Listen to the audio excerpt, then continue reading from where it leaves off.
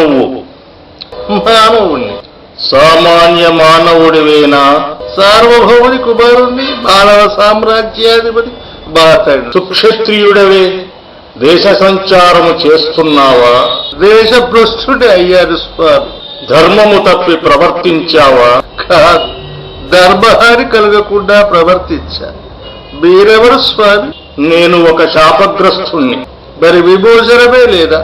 లేకేమి, సుక్షత్రియుడు, సద్ధర్మ నిరతుడు, బ్రహ్మచారి అయిన యువకుడు నేను అడిగే ప్రశ్నలకు సరి అయిన సమాధానము చెప్పి తన దేహాన్ని ఆ అగ్నికి అర్పణ చేస్తే అతని దేహముతో పాటు నా పాపము కూడా దహించుకుపోయి నా పూర్వ రూపము నాకు మళ్లీ వస్తుంది. అయితే ఆ పని నేను చేస్తాను. మీకు శాప విమోచన కలిగిస్తాను. స్వలాభాపేక్ష లేకుండా, దానగ్రహీతను గురించిన ఆలోచన చెయ్యకుండా దానం చేసే దాత ఎవరు? స్వచ్ఛంద రక్తదాత. తన పరభేదము లేకుండా అడిగినదే తడువుగా రక్తదానం చేస్తూ ఎదరిగో ప్రాణప్రదాత. అడుగడుగున అనునిత్యం రక్తము యొక్క ఆవశ్యకత ఎవరికి ఉన్నది?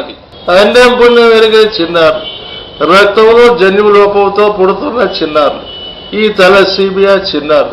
వీళ్ళకి ప్రతి 3 వారాలకు ఒక్కసారి రక్తం ఎక్కించాలి, లేకపోతే వారు జీవించటం కష్టం. ఇటువంటి చిన్నారులను అమ్మలాగా అక్కున చేర్చుకొని ఆదరిస్తున్నది ఎవరు?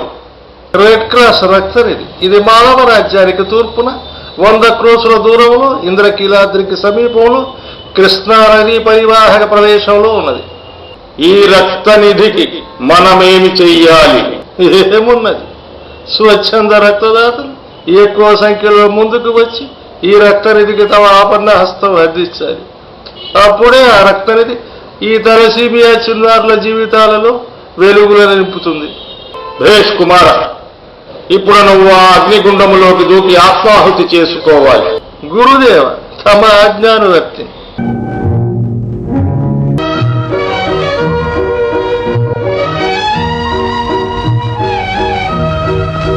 ధన్యోస్మి ధన్యోస్మి వీరకుమార, దివ్యులు మెచ్చే త్యాగశీలివి. అగ్ని పరీక్షకు నెగ్గావు, నాకు పునర్జన్మ ప్రసాదించావు. చేసిన మేలుకు బదులు చెయ్యలేను, కానీ కృతజ్ఞతా సూచకంగా అతిలోక మహిమగల 3 దివ్య వస్తువులను నీకు ప్రసాదిస్తున్నాను. జై సద్గురుదేవ. మీ ఆశీర్వాదంతో నా జన్మ ధన్యమైనది.